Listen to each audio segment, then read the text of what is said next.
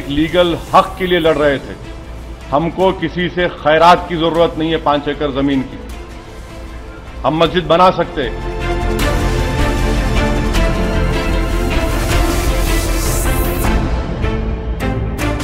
और मैं ओवैसी से सिर्फ इतना कहूँगा कि वक्त की आवाज़ को जो नहीं सुनता है, वक्त उनकी बात भी नहीं सुनता है। आज माहौल दूसरा है, इस माहौल को ख़राब करने की कोशिश किसी को नहीं करनी चाहिए। एक भी मुस्लिम हमारा ऐसा नहीं मिला धर्मगुरु कि जो ओवैसी की को कोट किया। ओवैसी से कोई सहमत नहीं है मुसलमान।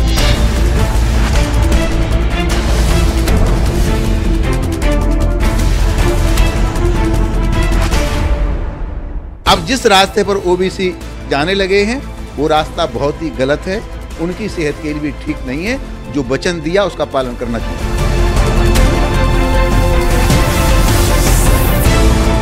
सदर असदुद्दीन ओवैसी साहब इसके पक्षकार नहीं थे। अदालत जिनको पक्षकार मानता है वो अंसारी साहब हो या सुन्नी बोर्ड हो, सबने फैसले को स्वीकार किया है।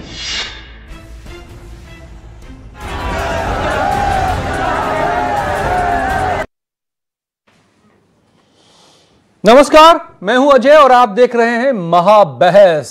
तो क्या ओवैसी और ऐसे कुछ लोगों को भाईचारा बर्दाश्त नहीं है, नहीं चाहते कि हिंदुस्तान के हिंदू और मुसलमान मिल कर रहें, क्योंकि इन्हें डर सताने लगता है कि कहीं इनकी दुकान बंद न हो जाए।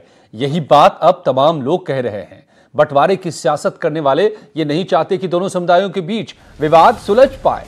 अयोध्या मुद्दे पर सुप्रीम कोर्ट के फैसले पर असदुद्दीन ओवैसी ने जिस तरह का बयान दिया, आपने सुना, उसका अब मुस्लिम समुदाय से ही विरोध शुरू हो गया है।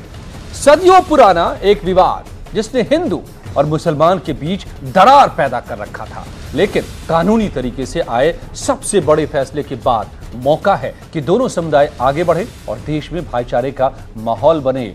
लेकिन फिर सियासत कैसे हो?